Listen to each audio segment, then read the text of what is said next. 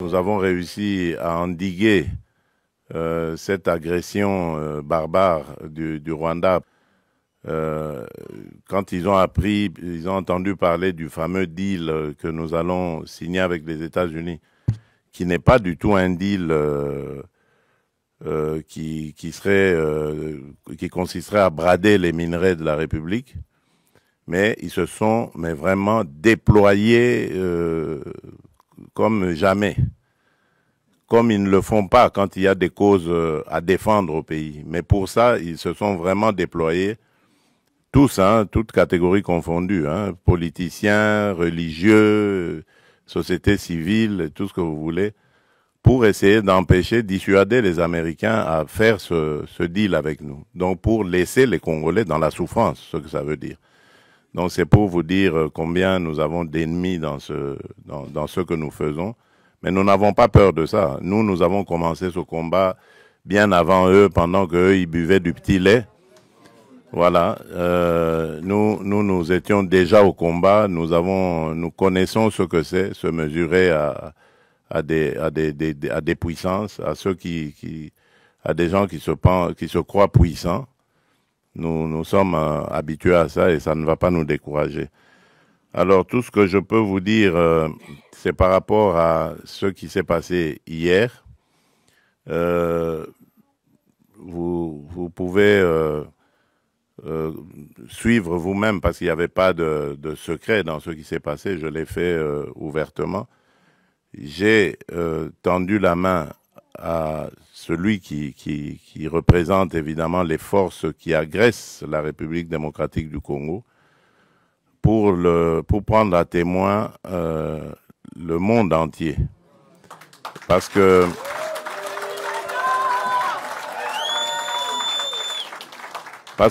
depuis un certain temps, vous ne le savez pas, c'est des batailles qui se passent dans les milieux diplomatiques. Vous n'êtes pas forcément toujours au courant, mais les initiés peuvent le savoir. Depuis un certain temps, on nous faisait passer, nous les victimes, comme étant des va-t-en-guerre, alors que c'est nous qui sommes agressés et que nous avions, en tant que victimes, le droit de nous défendre. Eh bien, mais dans ce droit que nous exercions de nous défendre, on commençait à vouloir nous présenter comme des gens qui ne voulaient pas la paix, qui voulaient la guerre. Et donc, moi, j'ai voulu montrer au monde entier que ce n'était pas vrai, que nous sommes les premiers à vouloir la paix. Et puisque nous voulons cette paix, ben, je tends la main maintenant pour dire, OK, alors, puisque vous dites que c'est nous qui voulions la guerre, ben maintenant je dis, nous voulons la paix, alors répondez à cela. Et vous avez vous-même suivi la réponse. Voilà. Donc, c'est pour vous dire que nous avons réussi à démasquer, évidemment, ceux qui se cachaient derrière cette manipulation. Et je vous dis que cette manipulation, elle va jusqu'à l'intérieur du pays. Tous ceux qui parlent de dialogue et tout ça, qui présentent aussi à leur manière les choses en disant, voilà, on ne veut pas du dialogue. Oui, on ne veut pas de ce dialogue-là. Oui, celui-là, on n'en veut pas.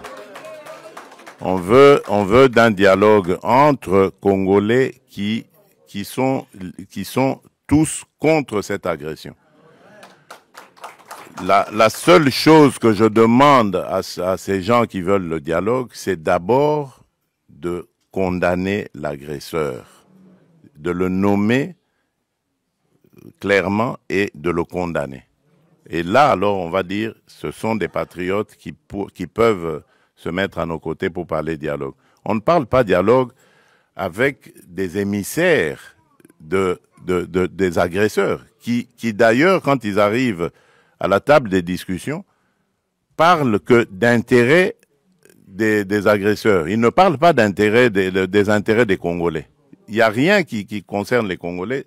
Tout est tourné sur comment est-ce que on va. Alors ça, moi j'ai dit, ça n'arrivera plus. En tout cas, à moins qu'on me dégomme, on me tue. Mais tant que je serai vivant, ça n'arrivera pas. Ça n'arrivera pas parce que c'est à cause de ça que nous sommes toujours dans nos problèmes ici. toutes ces farces qu'ils ont appelées dialogue et ceci, cela, qui se sont terminées par des brassages, des mixages, des unions nationales ou que sais-je encore. Et c'est tout ça qui a amené les problèmes que nous avons. Et donc moi j'ai dit plus jamais. Donc je veux bien qu'on discute des problèmes du pays, parce que comme dans tous les autres pays, notre pays aussi a des problèmes, on peut en discuter, mais ça ne veut pas dire qu'il faut se terminer, ça doit se terminer par des brassages, des mixages. On a introduit dans nos institutions des gens qui sont inféodés, des gens qui ont des nationalités douteuses, des choses comme ça. Ça c'est... Alors donc nous voulons la paix, ça c'est très clair, nous sommes les premiers à le dire depuis l'agression de 2022 quand elle a commencé, nous voulons la paix. Parce que je peux vous dire que cette guerre nous coûte énormément. Nous privons notre peuple de beaucoup de choses parce qu'il faut renforcer nos capacités de défense et de sécurité.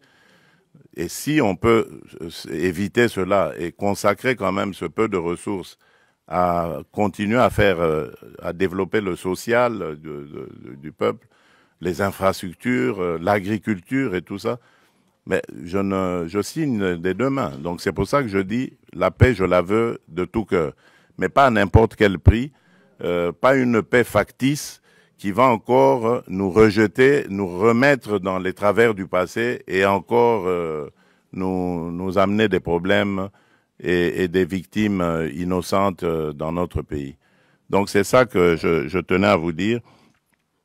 Laissez parler les aigris, les ignorants, laissez-les parler. Nous savons ce que nous faisons et je peux vous garantir qu'à aucun moment je ne trahirai mon pays ni mon peuple. Et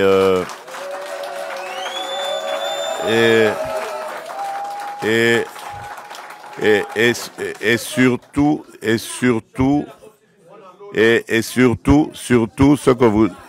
ce que vous devez savoir, faire la paix, ce n'est pas une faiblesse. Voilà. Et croyez-moi, je suis très très loin d'être faible. Voilà. Je crois que j'ai réussi à le prouver.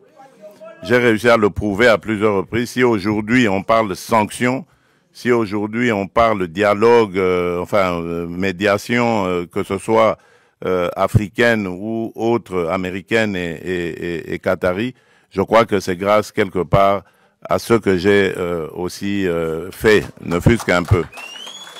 Donc ce n'est pas du tout une faiblesse, au contraire, c'est une noblesse de savoir faire la paix des braves.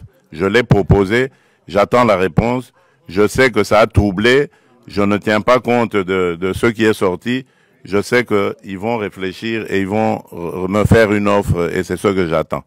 Voilà, merci.